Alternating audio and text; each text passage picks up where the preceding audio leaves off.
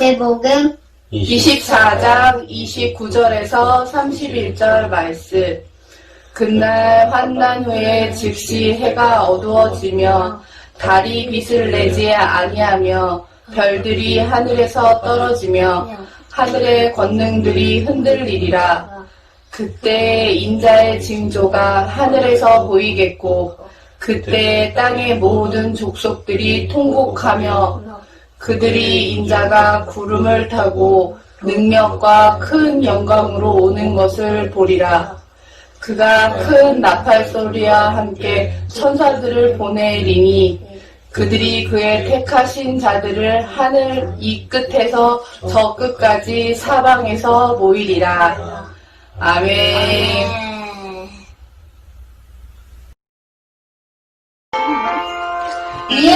예수님은 누구신가?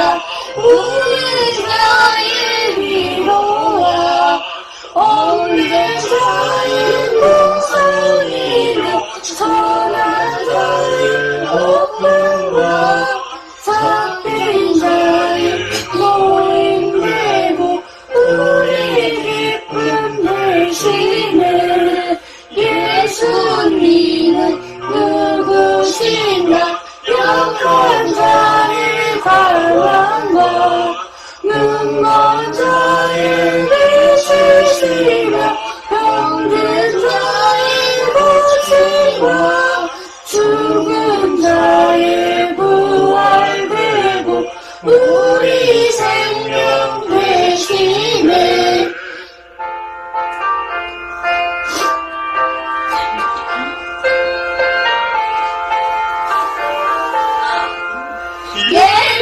예수님은 누구신가?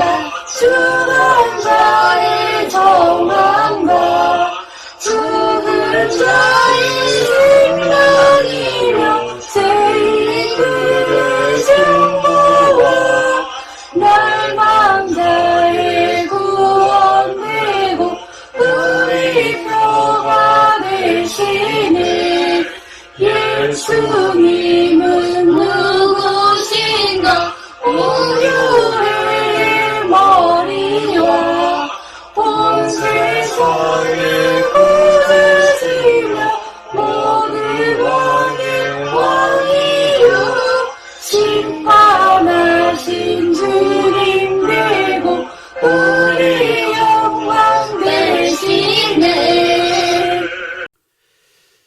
오늘은 마지막 날까지 겸손하라 이런 제목으로 하나님 말씀 나누겠습니다. 말씀을 나누기 전에 우리 진흥교회 프로젝트 두 번째 사역이 오늘부터 이제 본격적으로 시작되지요. 이 또한 지나가리라. 우리가 암송해야 할 말씀이 있다고 그랬어요. 10주 동안 우리가 10주 동안 암송해야 할 말씀은 이제 오늘부터 해서 여호수아 1장 9절인데 우리 다 같이 한번 읽어보십시다. 시작. 내가 내게 명령한 것이 아니냐. 강하고 담대하라. 두려워하지 말며 놀라지 말라. 네가 어디로 가든지 내 하나님 여호와가 너와 함께 하느니라 하시니라. 아멘. 이 찬송을 온 교우들이 다 암송하시기 바랍니다. 10주 동안 무슨 예배를 드리든지 말씀을 전하기 전에 이 말씀 함께 읽고 말씀을 앞으로 나눌 생각입니다. 이 또한 다 지나가고 난 뒤에 돌아보면 하나님의 영광이 될 줄 믿습니다. 뒤에 좀 추우신 것 같은데 문 닫아도 될 것 같습니다. 여기 환기가 되고 있기 때문에 우리 교회는 자, 그리스도인들은 말이에요. 예수 그리스도를 따르는 신앙생활을 하시는 분들이십니다.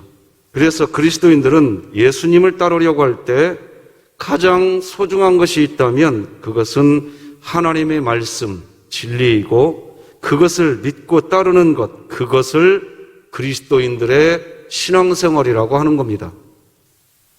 그래서 믿음의 선배들은 그런 참 그리스도인의 삶을 살아내기 위해서 어떤 손해보는 일도 두려워하지 않았고 심지어는 죽는 것도 무서워하지 않았습니다.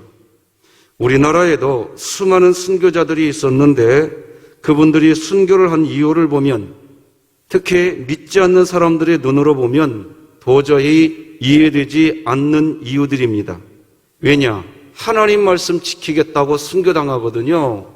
믿지 않는 사람들의 눈에는 이해가 안 되는 겁니다. 그 말씀이 도대체 뭐길래 그 말씀 지키겠다고 목숨까지 내나? 이렇게 되는 거죠. 하나님 외에 그 어떤 신도 인정하지 않는다는 그 한 가지, 그 하나의 말씀, 그 진리를 지키기 위해 신사참배를 거부하다가 많은 사람들이 순교당했습니다. 이러한 믿음의 선배들이 보여준 이런 모습은 믿지 않는 사람들의 눈에는 다시 말씀드리지만 도무지 이해되지 않습니다. 그런데 신기한 것은 그리스도인의 눈으로 보면 그 모습이 이해가 됩니다. 이해가 될 뿐 아니라 나도 저런 상황이 되면 저 믿음의 선배들처럼 나도 그렇게 할 거야. 이 다짐을 누가 강요해서 하는 게 아닙니다. 내 안에서 그냥 내 안에 계신 보혜사 성령께서 내 안에서 나에게 이야기해 주시고 나도 그렇게 살 거야 라고 내 스스로 고백이 된단 말입니다. 신앙은 그렇게 진리, 말씀을 지켜내는 그것을 신앙생활이라고 하는 겁니다. 신앙은 세상과 그래서 죄와 타협하지 않는 것입니다. 성경은 우리 그리스도인들에게 죄와 타협하지 말라 하는 그 정도로 이야기하지 않고 죄와 싸우라 뿐만 아닙니다. 피 흘리기까지 죄와 싸울 수 있어야 된다. 이렇게까지 이야기합니다.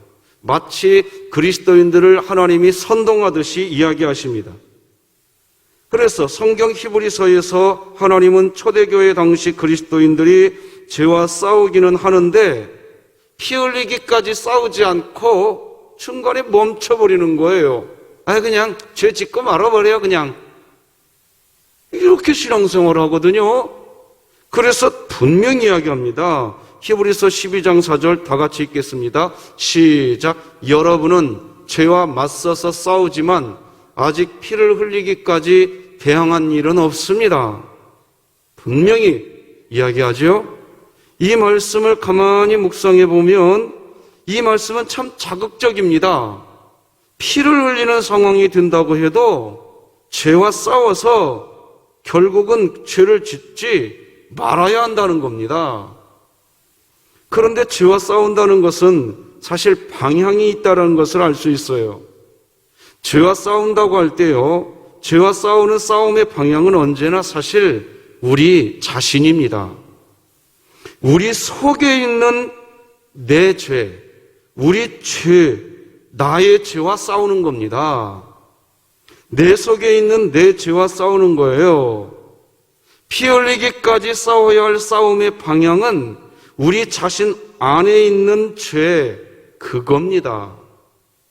그래서 히브리서 12장 4절에서 여러분이 읽은 것처럼 피 흘리기까지 싸워야 한다고 마치 선동하듯이 이야기하시고 난 다음에 그 싸움의 방향이 어디로 가야 되는지에 대해서 이야기할 때 히브리서 12장 그 다음 절 5절 보면 이렇게 기록하고 있어요. 또 여러분은 하나님께서 여러분을 향하여 자녀에게 말하듯이 하신 이 권면을 잊었습니다. 우리에게 하고 있는 거예요, 우리에게. 죄와 싸우는데 그 방향이 우리 속에 있는 죄와 싸우라고 이야기하시는 겁니다. 죄와 싸우는데 옆에 있는 사람들이 말하는 죄인, 죄가 만연한 이 세상과 싸우라는 말은 찾아보기가 어렵습니다. 조금 생각하면 왜 하나님이 피 흘리기까지 싸워야 할 싸움의 방향이 우리 자신 안에 있는 죄와 싸우라고 하시는지 성경을 읽어보면 그냥 쉽게 알 수 있습니다. 내 죄와 싸우라는 거예요. 내 죄. 타인의 죄가 아니라, 세상의 죄가 아니라 내가 짓는 내 죄와 피 흘리기까지 싸우라는 거예요. 그래서 내가 거룩해지라는 거예요. 방향이 정확해져야 됩니다. 비록 죄로 만연한 세상이라고 할지라도 죄인과 이 세상은 우리가 싸워야 할 싸움의 대상이 아니라 내 주변에 있는 이 세상, 내 곁에 있는 사람들은 내 싸움의 대상이 아니라 이 세상은 전도와 선교의 대상인 줄 믿으시길 바랍니다. 장사하는 사람은 말이에요, 손님하고 싸우지 않습니다. 아주 작은 구멍가게를 하더라도 장사하는 분은 손님하고 싸우지 않아요. 수가 틀려도 싸우지 않습니다. 각을 분명히 하고서 나는 좌편인데 너는 왜 우편이냐 하면서 논쟁하지 않습니다. 얼마 전의 일입니다. 가끔 제가 목양실에 있다 보면 이 동네에 오는 트럭에다가 과일이나 생선을 싣고 다니시는 우리 판매하시는 분들이 계세요. 근데 그날따라 이 트럭에다가 과일을 싣고 다니시는 분들이 확성기를 틀고 과일이 왔습니다. 싱싱한 꿀 같은 과일이 왔습니다.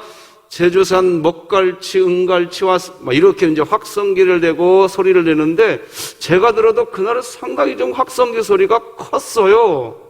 근데 이제 그 소리를 들으면서 하는데 우리 교회 앞마당 이 뒤쪽에 살을 세워놓고 계속 그 소리가 나오는데 이제 밖에 나가야 될 일이 아닌 게 아니라 어떤 분인지 몰라지만 싸움이 벌어졌습니다. 어디서 시끄럽게 떠드냐고 막 어떤 분이 막 삿대질을 하면서 막 고래고래 소리를 지르는 거예요. 좀 민망하더라고요, 그 상황이. 그래서 그냥 어떻게 말리려고 하려고 했는데 가만히 보니까요, 이 과일 판매하시는 분이 끝까지 한 말씀도 안 하고 이렇게 있으면서 아유 죄송합니다 끝까지 그러는 거예요. 그 모습이 참 안쓰럽기도 하고 대견하기도 하고 해서 저도 그 앞으로 또 지나가야 되는 상황이어가지고 상황이 끝나고 이제 아니야 사장님 잘도 참으시네요 그랬더니 그분이 한 말이에요. 저분이 제 고객이잖아요. 야, 그분 철학이 있더라고요. 끝까지 참아내시더라고요. 저분은 제 고객이잖아요. 감동이었습니다. 지금 표현해드린 이 예가 적절한 표현인지는 모르겠지만 그리스도인에게 있어서 내 옆에 있는 사람들, 세상은 말이에요. 심지어 우리가 죄인이라고 하는 사람들 다 우리 영적 고객입니다. 믿으십니까? 왜냐하면 예수님께서 마지막 승천하시기 전에 그러므로 너희는 가서 모든 민족을 제자로 삼아라 이렇게 하셨거든요. 그리고 실제 예수 그리스도를 따르는 예수님의 제자가 된 사람은 이제 본능적으로 알게 됩니다. 세상과 세상의 모든 사람들은 우리가 싸워야 할 싸움의 대상이 아니라 우리가 섬겨야 할 섬김의 대상들인 거예요. 우리의 싸움은 세상에 있는 사람들이 우리의 싸움의 대상이 아니고 성경에 분명히 나와요. 하늘의 권세 잡은 사단 마귀와 싸우려야지 세상에 나는 좌파 너는 우파 해가지고 여러분 우리가 번지수 잘 차지해야 됩니다. 그렇습니다. 그리스도인에게 있어서 가장 소중한 것은 하나님의 말씀 진리인데 이 말씀에서 벗어난 일, 진리에서 벗어났을 때 우리가 싸우게 될 싸움의 방향은 우리 자신, 내 자신 안에 있는 자기의 죄와 피 흘리기까지 싸우는 것입니다. 그리고 세상과 세상 사람들을 향해서는 항상 섬기는 자세를 갖는 그거를 신앙생활이라고 하는 겁니다. 이유는 분명합니다. 그것이 하나님의 말씀이기 때문입니다. 하나님의 말씀이 우리를 신방하게 되면 우리는 그렇게 됩니다. 그러므로 죄와는 싸울 수 있지만 죄인과 싸우는 일은 썩 지혜로운 일이 아닙니다. 죄와 타협하지 않기 위해서 자기 자신을 순교의 제물로 내어놓을 수는 있지만 다른 사람이 죄인이라고 그를 십자가에 못 박는 일을 하지는 않습니다. 하나님은 가인이 동생 아벨을 돌로 쳐 죽이는 끔찍한 일을 하였을 때에 가인의 이마에 표를 주셨습니다. 가인의 이마에 표를 주셔서 세상 사람들로부터 그를 보호해 주었는데요. 이게 창세기 4장 15절에 나와요. 여호와께서 그에게 이르시되 그렇지 아니하다. 가인을 죽이는 자는 벌을 7배나 받으리라 하시고 가인에게 표를 주사 그를 만나는 모든 사람에게서 죽임을 면하게 하시니라. 여러분, 분명히 가인은 죄인입니다. 동생을 죽인 살인자입니다. 그런데 가인을 죽이는 자는 벌을 7배나 받으리라 하시고 가인에게 표를 주사 이렇게 말씀하십니다. 왜 이런 말씀을 하실까요? 하나님이 가인을 보호한 것이 아니라 사실은 가인이 아벨을 쳐 죽였다는 이유로 함부로 가인을 심판하려고 하는 사람들, 그 사람들을 보호하기 위해서 그렇게 하신 겁니다. 그를 만나는 모든 사람에게 죽임을 면하게 하시리라. 이 말씀 속에 하나님의 그런 의도가 담겨 있습니다. 당연히 살인자지요. 그렇기 때문에 사람들은 당연히 그 사람이 살인자니까 당연히 그 사람을 심판하고 당연히 그 사람을 비난하고 당연히 그 사람을 정죄하고 이걸 당연한 걸로 여겨요. 그렇지 않아요. 너희들은 완전하지 못하니까 하나님은 우리에게 너희들이 섣불리 사람 심판하면 안 된다. 심판은 내가 해줄게 하는 것이 일관된 하나님의 마음이고 성경의 가르침입니다. 다 같이 로마서 12장 19절 함께 읽겠습니다. 시작. 내 사랑하는 자들아, 너희가 친히 원수를 갚지 말고 하나님의 진노하심에 맡기라. 기록되었으되 원수 갚는 것이 내게 있으니 내가 갚으리라고 주께서 말씀하시니라. 할렐루야. 살다 보면요, 억울한 일도 많고 화가 나는 일도 많지만 정말 하나님을 믿는 그리스도인은 억울해할 것도 없어요. 하나님께서 갚아주셔. 그렇게 고백하면서 말이죠, 정말 그 말을 믿느냐는 거예요. 억울한 마음도 그러면요, 믿으면 억울할 것도 없어요. 하나님이 한다고 했거든요. 그리고 분노도 다스릴 수 있어요. 여러분, 왜 우리는 사람을 심판하고 정죄하면 안 될까요? 그 이유는 고린도전서 13장에서요, 우리가 아는 것은 부분적으로 아는 정도에 그치기 때문이래요. 우리 고린도전서 13장 9절도 같이 읽어봅시다. 시작. 우리는 부분적으로 알고 부분적으로 예언하니. 이 말씀은 어려운 말씀이 아닙니다. 이 세상에서 우리가 설령 내 눈으로 직접 보았다고 해도 결국 부분이고요. 이 세상에 살면서 내가 내 귀로 직접 들었어 했다 해도 부분입니다. 실제 그래요.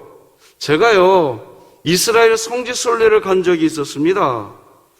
제 마음속에 이스라엘 나라에 가 있을 동안 내가 언제 다시 이 이스라엘 땅에 다시 와볼 수 있을까 해서요, 막 가는 곳마다 구석구석 놓치지 않으려고요, 열심히 사진도 찍고 막 가이드가 해주는 설명도 막 받아 적고요, 그렇게 열심히 제 눈으로 다 봤어요. 정말 막 귀로 듣고 사진도 찍고 저는 제가 다 봤다고 여겼어요. 그런데 그렇게 갔다가 와서 집으로 와가지고 다시 자료를 정리하려고 하는데 내가 그 현장에 갔다 왔는데도 못 보고 온 게 있더라고요. 부분적으로밖에 못 봤더라고요. 내가 보았는데 보지 못했고 내가 들었는데도 못 들었더라고요. 제가 직접 그 현장에 있었는데도 말입니다. 심지어 성경은 우리가 우리 눈으로 직접 보았다고 해도 거울로 보는 것처럼 희미할 뿐이래요. 고린도전서 13장 12절도 같이 읽어볼까요? 시작. 우리가 지금은 거울로 보는 것 같이 희미하나. 이게 성경의 결론이에요. 내가 다 알아. 그게 교만입니다. 우리는 우리 눈으로 보아도 잘 몰라요. 알 수가 없어요. 이처럼 우리는 우리 눈으로 보아도 잘 모르는 존재입니다. 그런데 우리가 살고 있는 이 세상의 일들도 잘 모르는데 이 세상의 마지막 날, 이 세상의 마지막 날을 우리가 어떻게 알 수 있겠습니까? 그래서 예수님은 오늘 본문에서요, 이 세상의 마지막 때의 일을 이야기해 주십니다. 우리가 모르기 때문입니다. 우리가 모르기 때문에 이 세상의 마지막 때에 일어나게 될 일을 이야기해 주시는데 29절 30절만 보아도 무려 8가지 일들이 나타난다고 설명해 줍니다. 읽어드리겠습니다. 제가 가로를 해서 동그라미 7가지 다 표시해 놨으니까 그냥 보시면 됩니다. 그날 환란 후에 즉시 해가 어두워지며 달이 빛을 내지 아니하며 별들이 하늘에서 떨어지며 하늘의 권능들이 흔들리리라. 그때에 인자의 징조가 하늘에서 보이겠고 땅의 모든 족속들이 통곡하며 그들이 인자가 구름을 타고 능력과 큰 영광으로 오는 것을 보리라. 이 세상의 마지막 때에 어떤 일들이 일어날 것인지 기록해 주신 내용입니다. 그렇습니다. 오늘 본문 29, 30절에 기록된 이 8가지는 분명히 이 세상 마지막 때에 나타날 징조들입니다. 하나님은 우리에게 그런 징조가 나타날 때 이 세상의 마지막 날이 가까이 왔다라는 것을 우리가 스스로 알게 된다고 하셨습니다. 그런데 그럼에도 불구하고 우리가 알 수 있는 이런 현상들이 있지만 그렇다고 해서 그것조차도요, 우리가 정확하게 알 수가 없어요. 왜 그런지 아세요? 그날과 그때는 심지어 예수님도 모른다고 그랬어요. 오직 아버지 하나님만 아신다고 그랬어요. 우리 마태복음 24장 36절 함께 읽어봅시다. 시작. 그러나 그날과 그때는 아무도 모르나니 하늘의 천사들도 아들도 모르고 오직 아버지만 아시느니라. 저는요, 궁금했어요. 사실 지금도 이 부분이 궁금한 부분입니다. 왜 세상의 마지막 날의 징조들을 여러 가지 설명을 다 해주면서 왜 정확한 날, 정확한 때는 하나님 아버지만 아시고 계실까? 왜 그럴까? 참 많이 궁금했습니다. 그런데 왜 그렇게 하셨을까? 깨닫게 되면서 이제는 궁금하지만 감사하다는 고백을 하게 됩니다.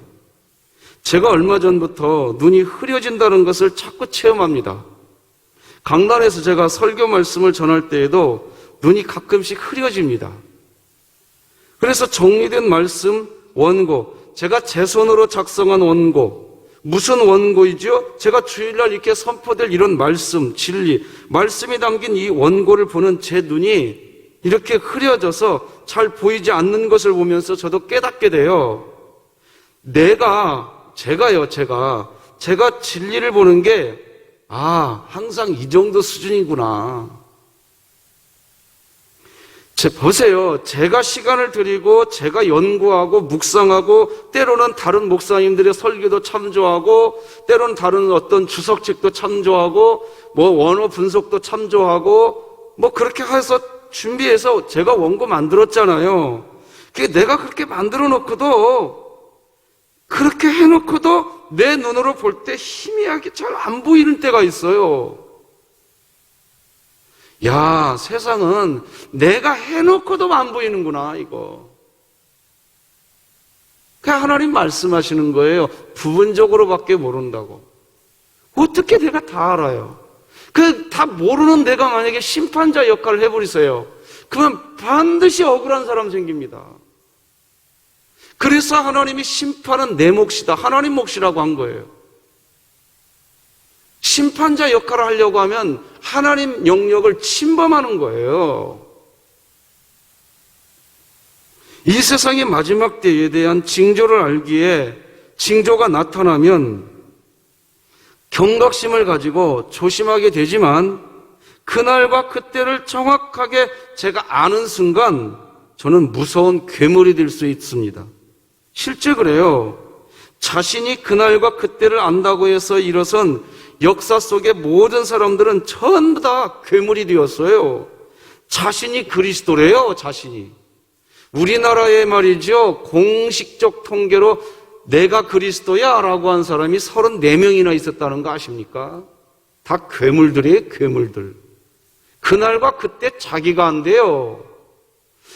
내 그걸 보면서 깨달았어요. 왜 하나님이 그날과 그때를 우리에게 알려주시지 않으셨을까? 교만하지 말라고. 할렐루야. 교만하지 말라고. 제가 분명히 알고 있다고 하는 정의, 내가 알고 있다는 진리, 내가 알고 있다는 말씀, 그것을 위해 우리 자신의 생명을 거는 것은 사실 그리스도인에게 매우 좋은 일이지요. 그러나 내가 알고 있대요. 내가 안 돼요. 그러면서 남을 판단하고 정죄하는 일은 온전한 일이 아닌 겁니다. 하나님은 그리스도인들이 그렇게 이 세상의 삶을 살아야 하는데 언제까지 그렇게 해야 한다고 하시느냐? 바로 이 세상의 끝날, 그날, 그때까지 우리는 모르거든요. 몰라요. 그때까지 그러니까 우리는요, 나는 알 수 없구나. 나는 이 세상이 끝나는 그날까지 나는 부분적으로밖에 모르는 연약한 존재구나.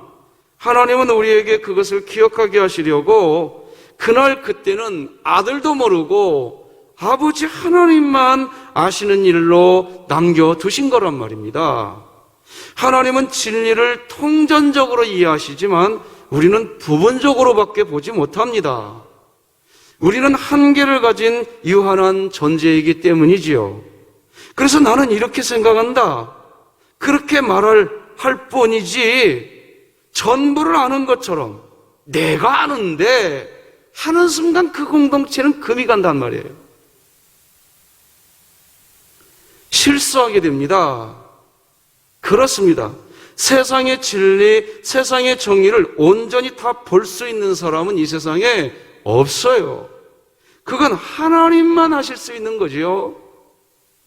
그러므로 정의에 대해서 완벽한 사람이 있을 수 없기 때문에 우리는 한 부분만 보기 때문에 내가 보지 못하는 다른 것이 있다는 것을 늘 인정해야 합니다. 이 말은 우리의 한계성 때문에 생각도 하지 말고 주장도 하지 말라, 그런 얘기가 아닙니다. 자기가 생각하는 옳음과 그름을 이야기하고 입장을 밝혀야 하지만 거기까지만 하고 끝내라는 겁니다. 그 다음에 여백과 여지를 남겨두라는 겁니다.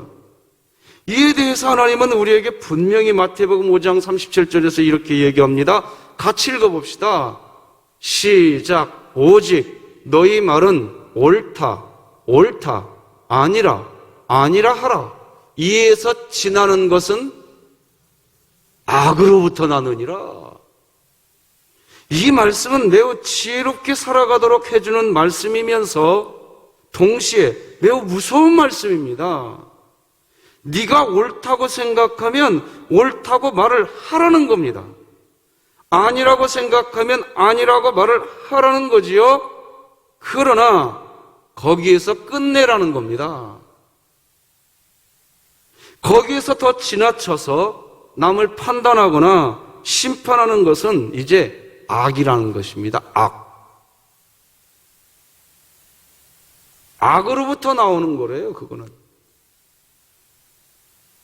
가인이 아벨을 죽였다고 해서 우리 모두가 다 심판자가 되어가지고요, 그를 정죄하고 심판해서는 안 된다는 거예요.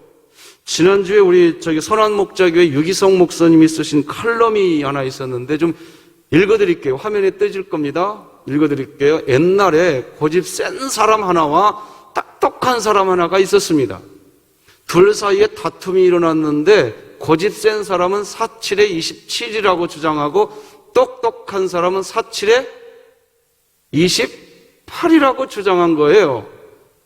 결국 두 사람은 고을 원님에게 찾아가 시비를 가려줄 것을 요청하였습니다.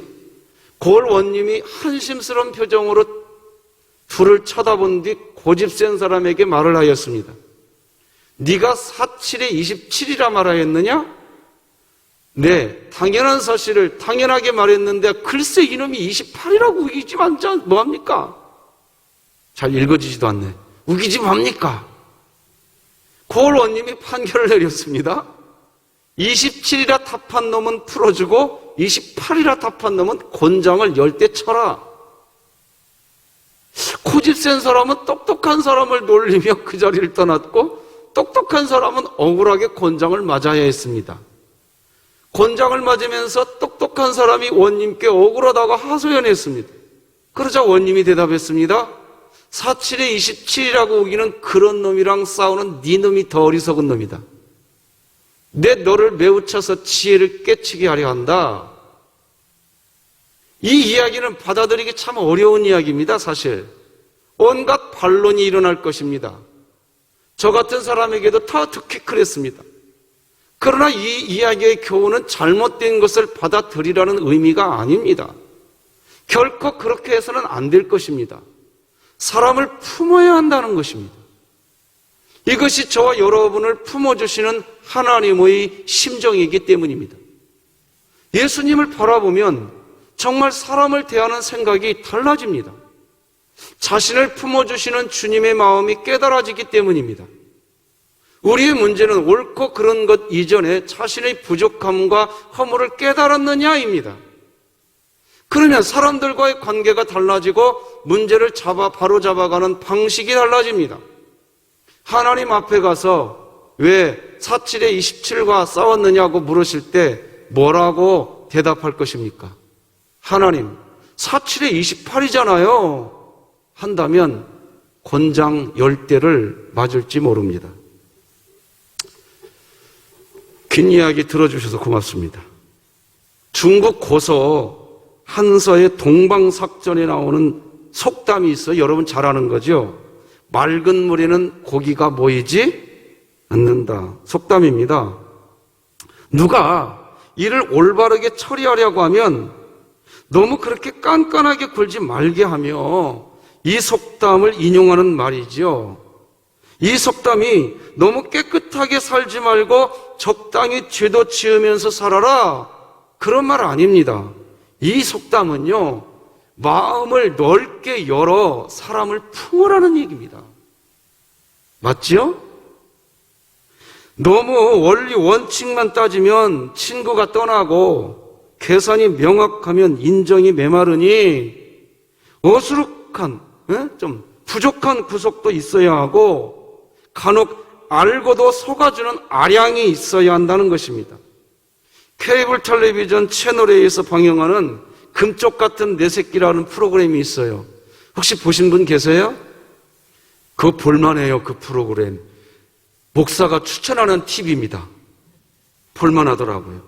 그런데 어느 가정은 이런 가정이 나오더라고요. 부모님이 자녀에게 너무 맑은 깨끗한 물을 원해요. 너무 깨끗한 물을 자녀에게 자꾸 요구해요. 그러니 이 어린아이가 그걸 감당할 수가 없는 거예요. 그러면서 이 아이는 성격 장애를 가지게 되고 가정에는 웃음이 다 사라지고 항상 긴장과 불안이 멈추지 않는 그런 가정이 나왔더라고요. 처방약이 뭐냐? 보았는데 못 본 척 해주라는 거예요. 그러면 당신 가정에 웃음이 생길 수 있다는 거예요. 그 굉장한 깨달음이 생기더라고요. 그 아이들이 알면 얼마나 알겠냐. 야, 근데 실제 그렇게 좀 하니까 또 애들이 변화돼요. 금방 변해요, 또 애들이. 놀랍더라고요. 그러고 보면 가족들이 함께 지내는 가정은 결코 맑은 물이 아닙니다. 그렇다고 집이 더러운 물이라는 뜻도 아닙니다. 가정은 사람들의 정확한 판단과 비난의 눈을 피할 수 있는 은신처라는 것입니다. 가정은 서로의 약점도 덮어주는 은신처입니다. 제가 진흥교회 선보러 올 때 교회 마당에 가정 같은 교회라고 하는 돌비석이 있더라고요. 우리 교회가 지금도 그 돌비석을 세워놨어요. 그러면 이 교회가 가정 같아야 하잖아요. 은신처가 되어줘야 되잖아요. 우리 그렇게 사십시다. 그게 교회가 행복해지는 이유지요. 하나님은 우리에게 계속해서 우리 마음을 넓혀서 다른 사람을 품으라고 하세요.